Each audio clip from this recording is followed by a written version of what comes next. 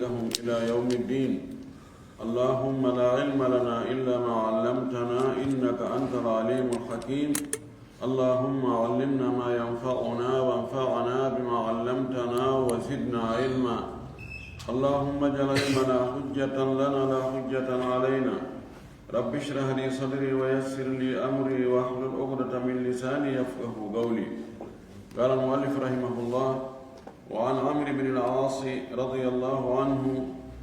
أنه سمع رسول الله صلى الله عليه وسلم يقول: إذا حكم الحاكم فاجتهد ثم أصاب فله أجران، وإن حكم واجتهد فأخطأ فله أجر. متفق عليه. يتي الله سبحانه وتعالى تبدو مولد طول سريد حمد يتي ينتري يجول إن العالم محمد صلى الله عليه وسلم ومؤمن الإمام سب يرمن يجول صحابة من فوق وجول إهوار كلا جوكل دينك بجوكل وكم يا الله جوكي إن كان دين وتبين كنا إهوار مكة وجيت تاني مكة كده. اللهم آمين. بل في رنو يلا يرمن أمه جوكي مسوغنا إندم بدك الملا دم bude sertude goɗɗe ko weltinoje goɗɗe ko rentinoje. oɗo hadis hande ko kanko watti wulure 856 ko yewtata ko fi ñaawowo on si o ñaawi hakkude yimɓe aban ko ñaawata kon kanko ko mahagol e seedeɓe ɓen e mandeji ɗin no kamɓe wonɓe ñawtude ɓen no ɓe woni e sifondirde noon ko o faami kon e yewtere maɓɓe nden. o annda ko wirni o tawaka fewnu ka waɗi yimɓe ɓen ko tuma ɓe e haɓi hakkude maɓɓe toon ɓe aroya noon ka ñaawowo ɓe sifo.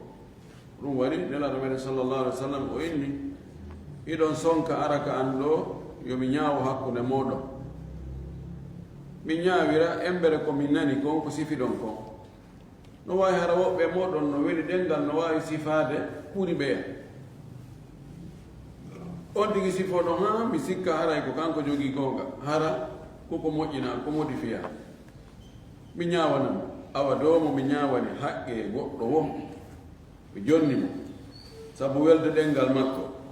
sabu addugol daltingol dalilji. awa yo anndude ko yiite ƴulɓe yiite moni mo taƴande mi jonna koy. so faala yo ɗuɗɗi, so faala yo fanɗi. ko ɗum ɓe innata ñaawore ñaawowo on daginta ko harminta ko dagi. mana ka suuɗi toon ka feeñi to hii joni ange goɗɗo en poɗɗita ɗon fi tumbere leydi ɗaɓɓa seedeɓe e sabuuji wowla fewna ha ñaawowo on sikka ene ko an. woɓɓe no mirñi wawata wowlde si monike kadi si toñama si hiɓɓike wawata e wowlde hande kadi. ñaawowo ñawane jonnite gonga henna tumberne ko anjeede winda signa waɗa cache e moɗo lanni ɗo ka aduna ɗo ko anjeedi kono yalti no daginene ara tumbere na jeede ko ka Allah woni ka suuɗi toon ɓe inna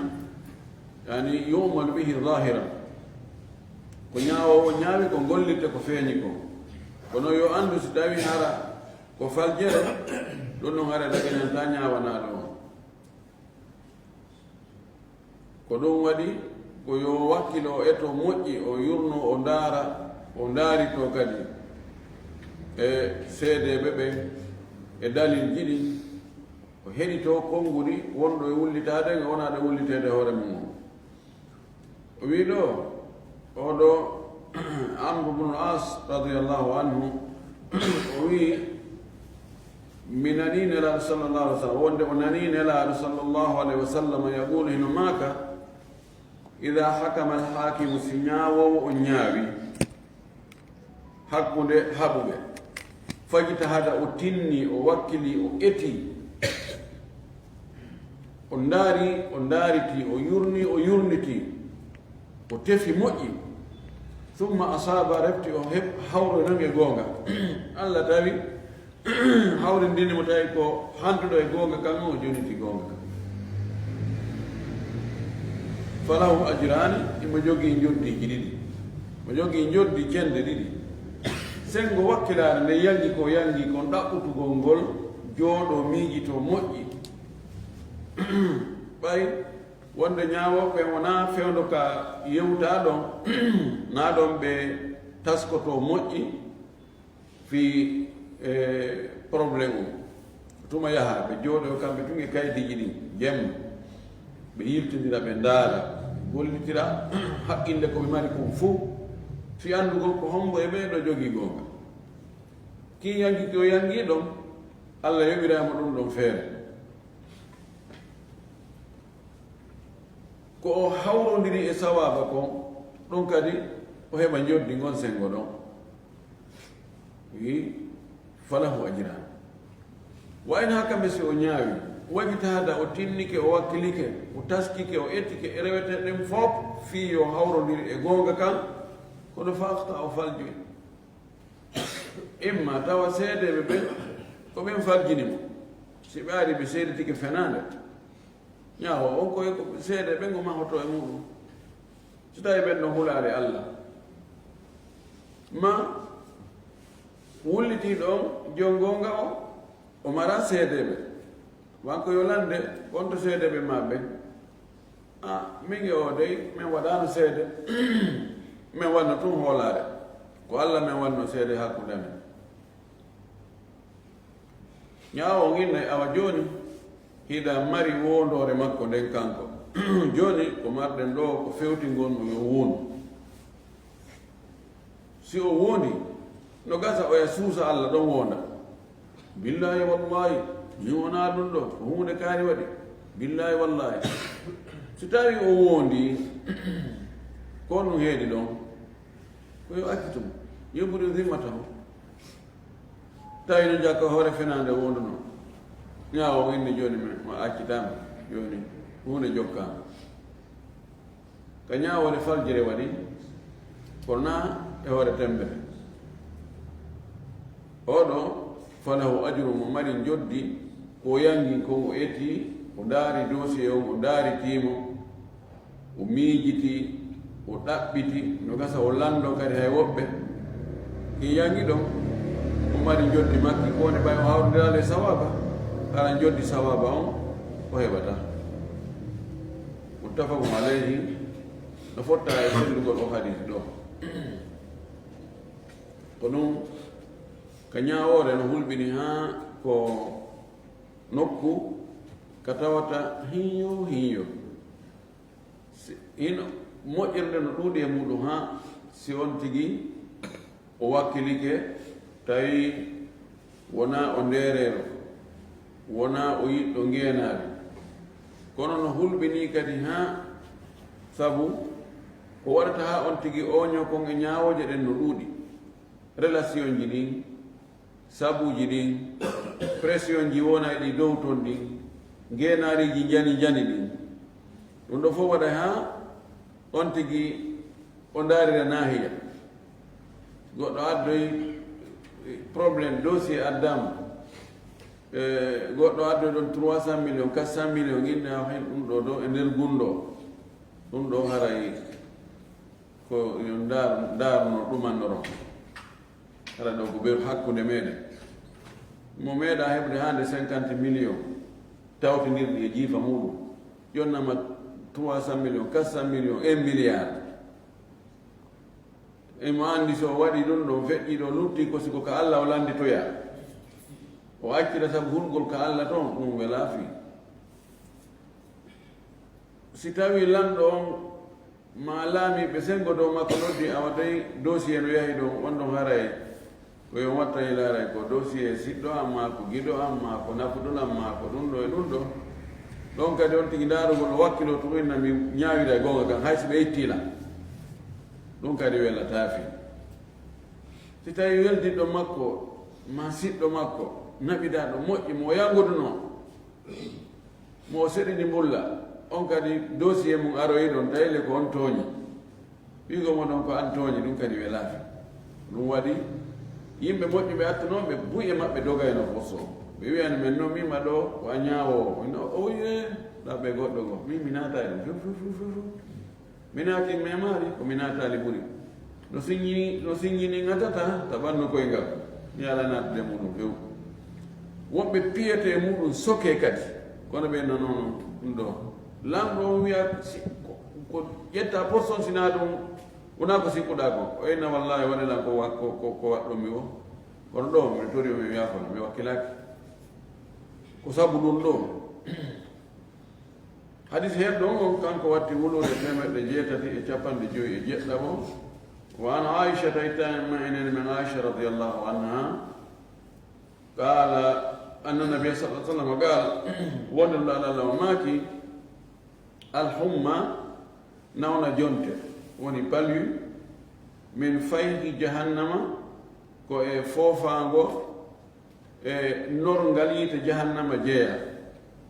فيه ko norngal ngal ko yiite jahannama ge singe hari konko yaltata ɗon wuuli koye ɗum pali on jeeya fa abriduha ɓuɓɓinire pali on bilma e ndiyam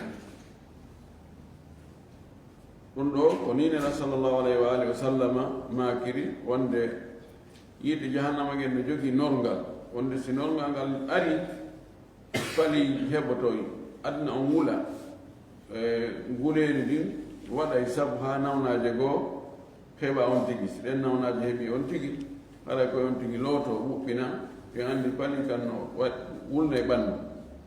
muttafaqu alayhi no fotta sellugol hadis o hadis heɗo on kanko watti wuluure e 750 wa anha ittama makko kanko faynene men aicha radiallahu anha عن النبي صلى الله عليه وسلم وإتينا لادو قال لادو ماكي من مات مماي وعليه تين فوي مصوم كركا سام عنه هورا نايم كان كركا وليه هيدرو مكو برضو بعد مكو ما جيب مبين متفق عليه نفوتا اسلغول اوتو حديث مماي تاوي كركا فوينو كامونو وودي هورا مكو كا horali imma ko suumaye korka fawi ka ko noneji tati ma noneji nayi korka suumaye si on tigi wawano horde suumaye kan korka ɗon no fawi mo yoɓugol korka takke on tigi fodi allah mi fodima mi horante balɗe tati ndu lewru arayno ɗo masala si o maayi aɗa ɗum ɗon ma lewru ndun ari feƴƴi o wi joni mi acci lewru aray no yande o maaya noon tawa hoorani tan no gorka no fawimi imma ko fodore nde aggaka e hoore hay hunde ko ɗum ɗon woni ko moƴƴi kon allah mi annike mi waɗante hunde kaari fodima mi waɗante hunde kaari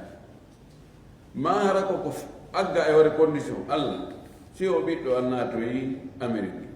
o noddila mi tawi pellet ko amérique tigi ko numéro amérique ni ɗum ɗo o ɗaynala mi hoore balɗe 15 allah o ɓiɗɗo a nawɗo ɗo si undikki si andikki naniɗan mi waɗay sadaka mi sooda nagge mi hirsana miskimɓe ɓe masala on ɗon nden fodore ɗon no aña ɗum ɗon moƴƴa kono fof e mum si allah waɗani on tigi haray waɗɗike mo yo hunnu ɗum ɗon ko korka waɗɗika korka kaffara misal on tigi no wondi watta goɗɗum tun o waɗi kaffara fawike mo imma rimɗingol dande ma ɗum ñammingol miskimɓe 10 ma holtingol miskimɓe 10 si o tawi ɗum ɗon fof o mara fawike mo horugol balɗe 3 tawi ɗiɗa fof o heɓali fawike mo horugol balɗe 3 o maayi aɗo horugol ɗen no balɗe 3 haray o maydi e korka waɗɗi kam mo waɗi hajjutta mattu ma qiran hara no fawi mo hirsugol dammol si tawi o heɓani dammol so o heɓani no dammol ko o hirsa ko yo horu balɗe 3 tom so arti o hoora balɗe jeɗɗi kama ko gawno ɗe balɗe 10 so tawi o hoorali ɗen ɗon o maayi o hoorali ɗen o maydi e korka waɗɗi kam ɗiɗo fof haray si o maydi e muɗum haray o maydi e korka waɗɗi kamo haray waliya e makko ɓen siɓɓe makko ɓen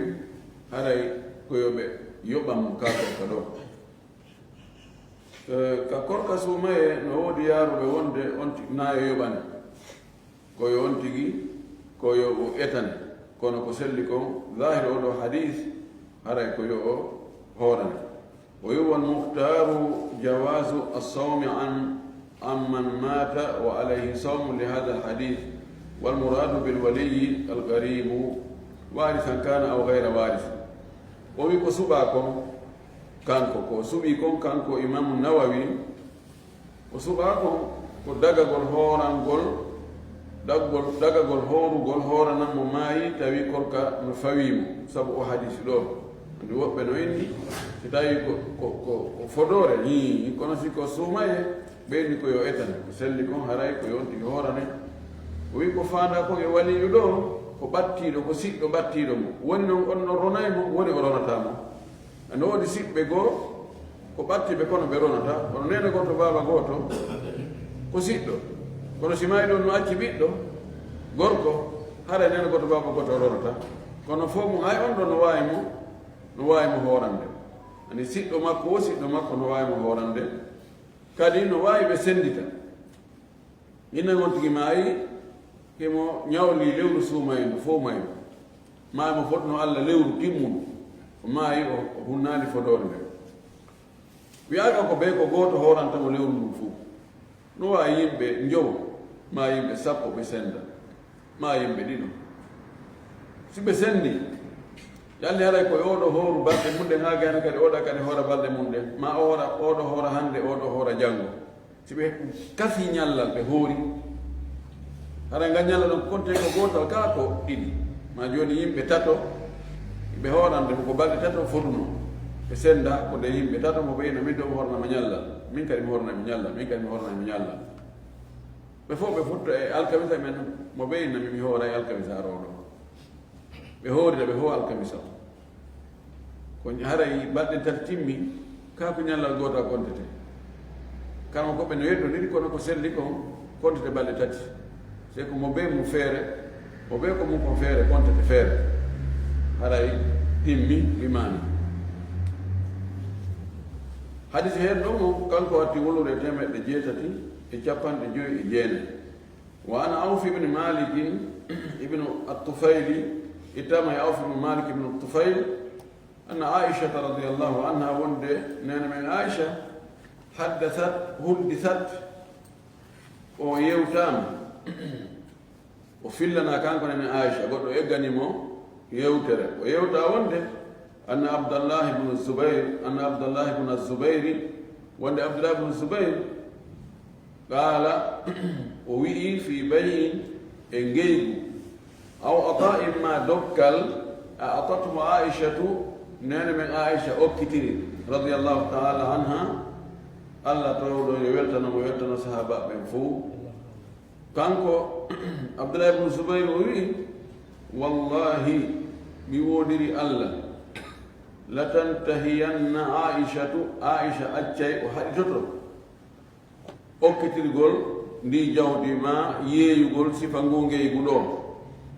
aw la ahjuranna alayha ma ɗum mi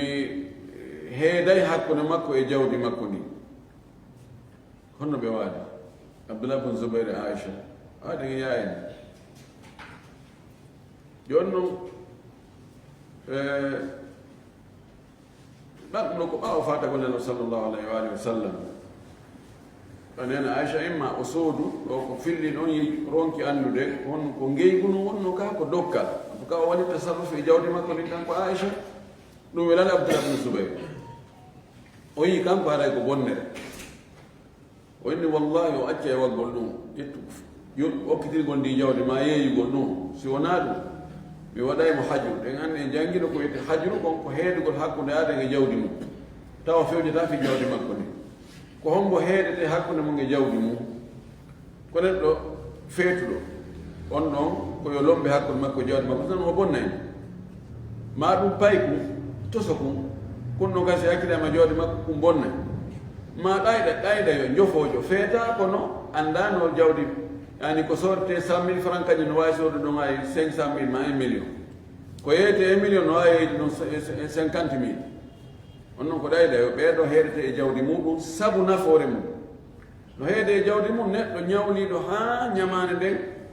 ñamare ko ñawli ko ɓuri jawdi ko mari ko oɗo kadi heedete hakka makko biru e ko luttiɗi on konta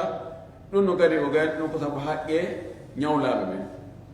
o wimi si Aicha accani mi heeday hakkude makko jawdi makko ni ɗum noon hewtinani men Aicha o nanti wonde Abdullah ibn Zubayr wowliri ni قالت نين عائشة أماكي أهو قال هذا إيه وولينو وكانكو أولينو كانكو تيجي قالوا نعم بيني منني وولينو قالت نين عائشة ويتا وسيتني هو لله علي نذر ألا أكلم ابن الزبير أبدا بفدي الله بفاي هوري سبو الله wonde mi yewdata mi wowlanta mi tuggata Abdullah ibn Zubayr haala kooma lan ni se fini hakkude amen lillahi alayya hay so witto lillahi alayya alla ukallima ibn Zubayr abadan hara wattal nadru hara woni fodore lillahi alayya an afala kada lillahi alayya an la afala kada fodi Allah wonde mi wattano ɗo mi fodi Allah wonde mi waɗay ɗum ɗo so watti ɗon nadru on kadi ko ta'kid mi fawi hoore an sabu Allah mi takkanimo mi fodimo wonde mi watta hunde kaari ma mi waɗay hunde kaari min alfade nadre ɓaawo ɗum no waɗi o taƴimo fes o yetti engagement fodi Allah wonde o yewdata e Abdullah ibn Zubayr few fastashfa ibn Zubayr ilayha hina talat alhijratu Abdullah ibn Zubayr o ɗaɓɓi ko tefanamo ka Aisha ɓaawo taƴagol ngol juuti Aisha taƴi kanko juuti jonno o maafike kanko Abdullah ibn Zubayr o ɗaɓɓi ko hombo tefantamo jeejanamo nene men Aisha haa ɓe watta yewtude fa galat nene min Aisha o maaki ɓaawo tefoɓe ngari tefi o wi la wallahi la ushaffa'u fihi abada onni no wallahi ɗo mi tefan mi jaɓata tefoore ma mi tefataki e an mi jeejatake fi makko few lanni wala atahannasu ila nadri mi yanata e fodore ande فلما طال ذلك على ابن الزبير ساق جوتنا هو ابن الزبير كلم المسور بن مخرمة وعبد الرحمن ابن الأسود ابن عبد يغوث أنتماتي ابن الزبير ويوتي دي بيدو المسور كان عبد الرحمن ابن الأسود ويوتي بي وقال لهما أوي بكم بريدو أنشدكما الله لما أدخلتماني على عائشة رضي الله عنها أنشدك الله من ترمى في الله يعني أناشد ناشد ما أنشد نفرة يقول جيمي وانقول جيمون أنشد نفرة ترغل جيجول بجيجري ما سبو الله وي mi jeejiri on onon ɗiɗo sabu Allah lama adhaltumani ala Aisha on naadelen ka Aisha o lama ɗo wona riwɗo ani an tadkhulani ala Aisha nde naada ƴettotoɓe min naɓon ka Aisha woni ɗon tumbidiron men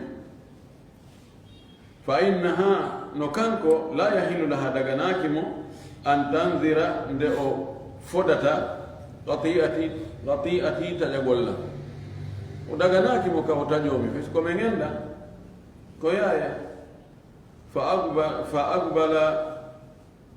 aqbala bihi almiswaru wa abdourahman ƴettimo naɓi oɗo miswar e abdourahman ƴettimo kanko Abdullah ibn Zubayr hatta sta'adhana على عائشة ها بدأ بدون يكن من عائشة بياري بيوي وندو كدام قالوا هاي نبي عائشة لهم من نريد من فعلا ناتر من فعلا من يدير لمكة فقال بيوي كان بريدو السلام عليك ورحمة الله وبركاته أنا أدخل بياري بسلمني بإني يوم الناتو قالت عائشة ادخلوا لأن عائشة ما كناته